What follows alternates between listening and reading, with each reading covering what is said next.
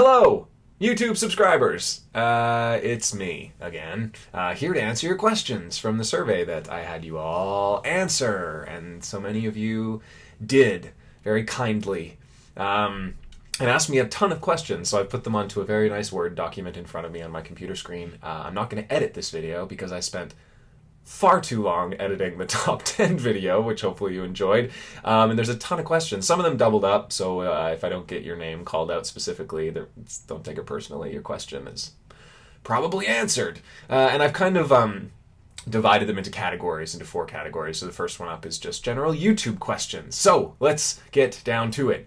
Sam and Christian both ask, what are your plans for the channel? Are you going to keep making Are You Afraid of the Dark videos, or have you become burnt out?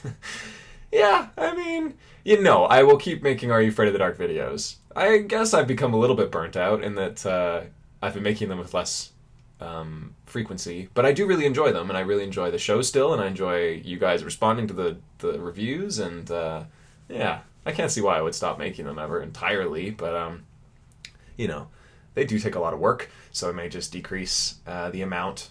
I can't really decrease the amount I do them, can I? It's like one a year. I want to go to like one every 2 months. That's my ideal. Maybe one every month, but even that feels ambitious. Which brings me to, what are your plans for the channel? I'm actually, not on my channel, but I'm going to be starting a new kind of YouTube series with a friend of mine. It's more of like a discussion series, and we're aiming to do one video every week for the entire year of 2016. So that's a big undertaking.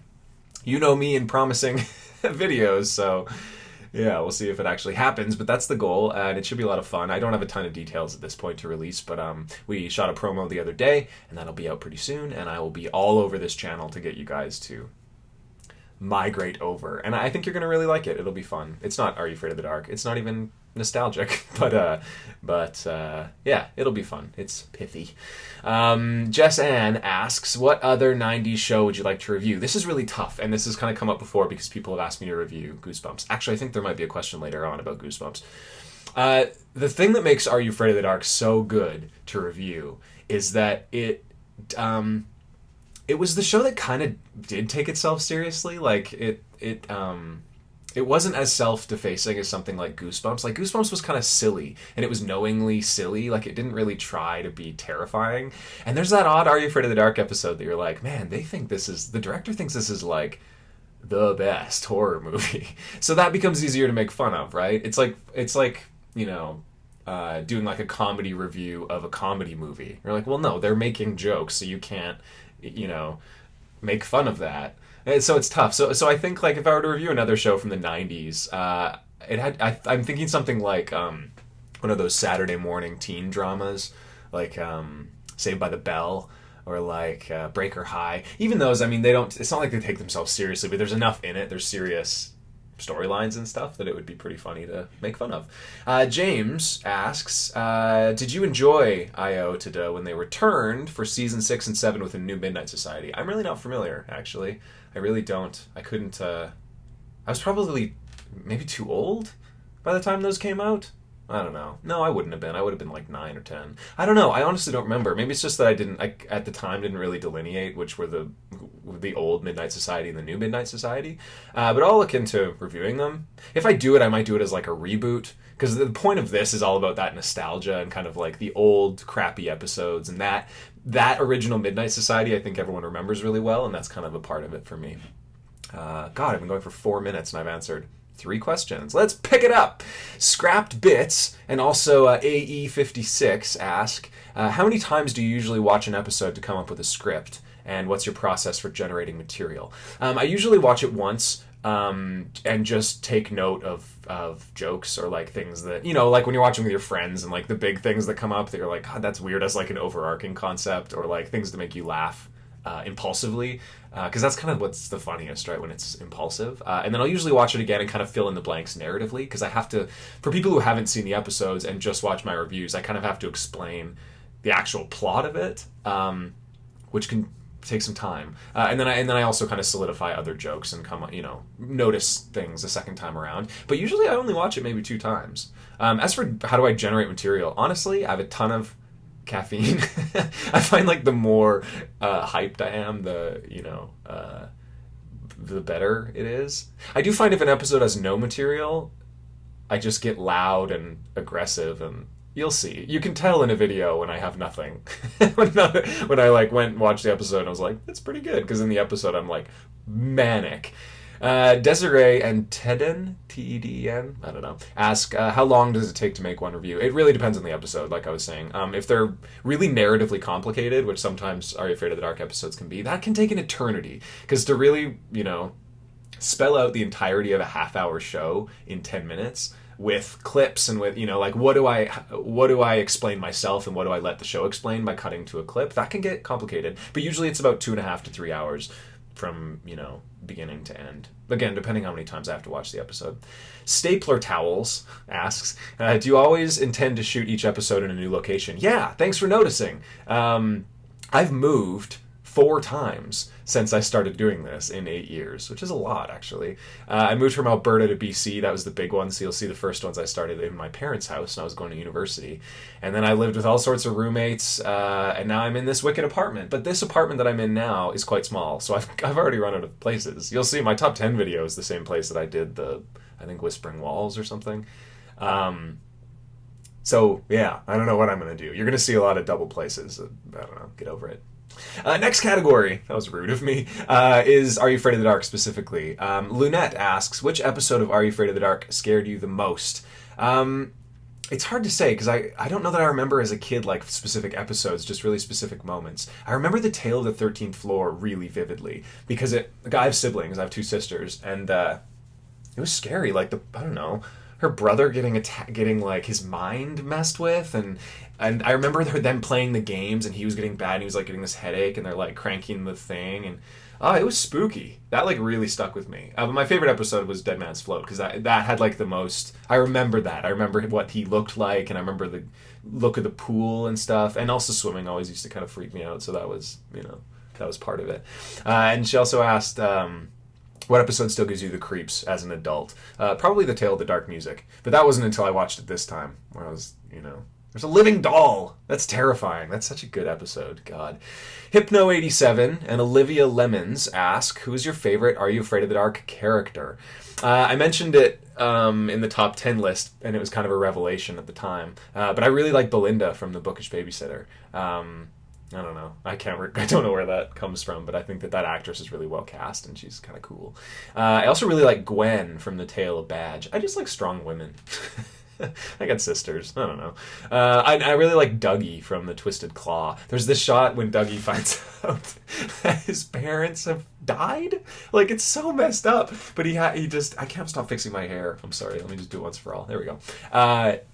They like cut to Dougie because they get off the phone and like, your parents have whatever been in an accident or something, and it's like, God, he's so innocent looking. So yeah, Dougie and Gwen and Belinda. Jess asks, who's your favorite Midnight Society member? Easy, David, 100%. He never had really good stories, but he was so nice and involved and encouraging. Other people would tell their stories, and he was always like, they'd cut to him and he'd just be like, whoa, and he's so nice. And I also just think that actor was probably the most like natural. They all had to play these big characters. They were nerdy and jockey and mean and butch or whatever, and he was just kind of like this nice guy who had a crush. I loved him. James asks, do you own all the episodes of Are You Afraid of the Dark on DVD? No, they're on Netflix, and I don't think I have a DVD player, so no. Aura Master asks, would you want to be a Midnight Society member? Of course. Who wouldn't want to be a Midnight Society member? As a kid, I was huge into Halloween, and, playing with Ouija boards and setting up haunted houses in our basements and stuff. I was huge into it.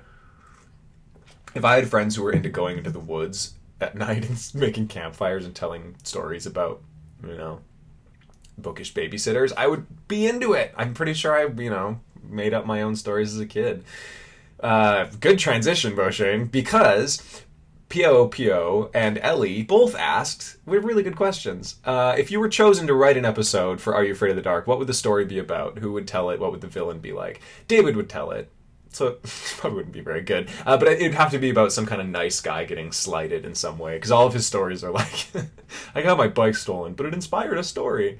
And there'd have to be I don't know. I like it when there's a nice guy and there's a bully, and the bully gets like his comeuppance. And I like stories where science is involved. So it'd be like a dorky guy who gets bullied, takes anabolic steroids to get jacked, but I don't know, Sardo sells him the steroids and he gets way too big, and then like his sassy mixed race female best friend has to like team up with the chem teacher and I don't know, come up with an antidote, and I don't know. And the bully kills him. I don't know. No, the bully doesn't kill him. The kid wins, for sure. Connor Lynn and Ian both ask, what's been your favorite episode to review? You know what? I was thinking about this when I was doing the top 10 list. It didn't make the top 10, but probably The Tale of the Fire Ghost. Because I think it's such a good episode, and I was so unfamiliar with it. So it was fun to watch and kind of be surprised by it. Totally. Like, I don't know, when you have no idea where the plot's actually going, that's a lot more fun, and you get a lot more out of it. And I was secretly proud about some of my jokes. And also I really liked reviewing The Phone Police, kind of for the same reasons. I wasn't really familiar with the episode. God, 11 minutes.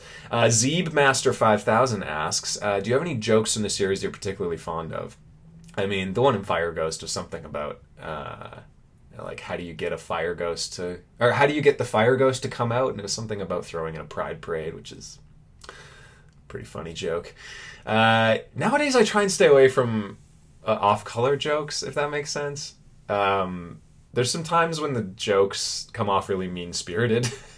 This is like something that's come up in me recently, rewatching some of the older ones, where I'm like, 8 years, you change as a person, and you make new friends, and you learn new things, and society advances, and I look back on some of those where I'm just like, ugh. So those jokes can work if they're silly, if they're so over the top that no one could really take them seriously. But in some of the videos, there's this weird balance that gets struck where I cringe. Where I'm watching it and I'm just like, oh my God. Like, I wouldn't post this on Facebook now because I have people who would be like, are you serious? What are you saying?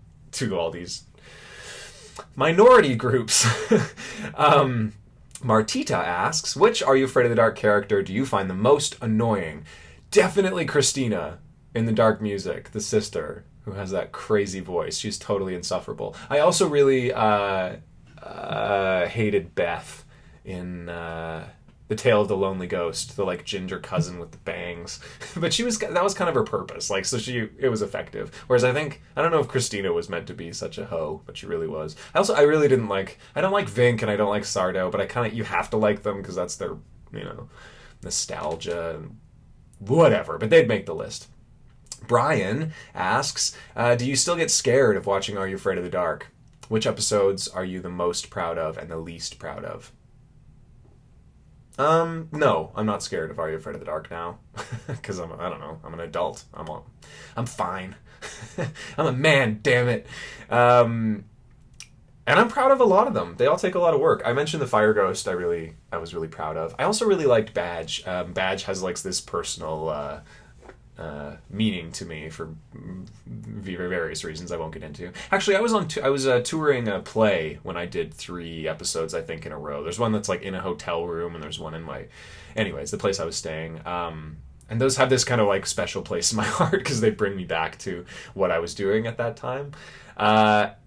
And I'm least proud of, I feel bad saying this, people are, it's only going to draw attention to this episode, but The Tale of the Room for Rent, I'm least proud of, because a very good friend of mine called me out and said I was being a bully in it.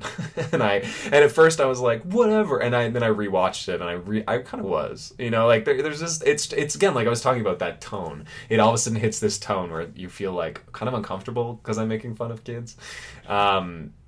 And I just come across as an asshole instead of being silly and whimsical. So that one. Don't go watch it, please. Watch the other ones. There's 39 other ones. Watch those. Anthony Mac Mathuna asks, is there any defeated antagonist that you think should have won? That's a great question. If you were a Midnight Society member, which one would you be? I'd be David, for sure. He's the coolest. And, I think I just would be. Not because I'm cool. I just feel like that's, I don't know. He's a little more low-key than me. David's like me if if I smoked a lot more weed or something. Just chill. As for the antagonist, maybe the woman in the mystical mirror, the woman who runs the beauty school and is turning girls into dogs. I think that's pretty funny. And that would have been funny if she won. Or you know what? The Leonid from The Tale of the 13th Floor. I didn't want the actual villains to win. I guess he's more of a henchman, but he was so sweet and he just was like kind and had this, I obviously just like nice people, but like, I don't know. It would have been nice if the kids were just like, yeah, you seem all right. And then they, go to whatever planet with him. You know what? I'm going to cut these videos in half because I have a fair amount of questions left. And you've already been watching for 15 minutes. So I'm going to split these up. So I'll be back for part 2. Thank you for your questions.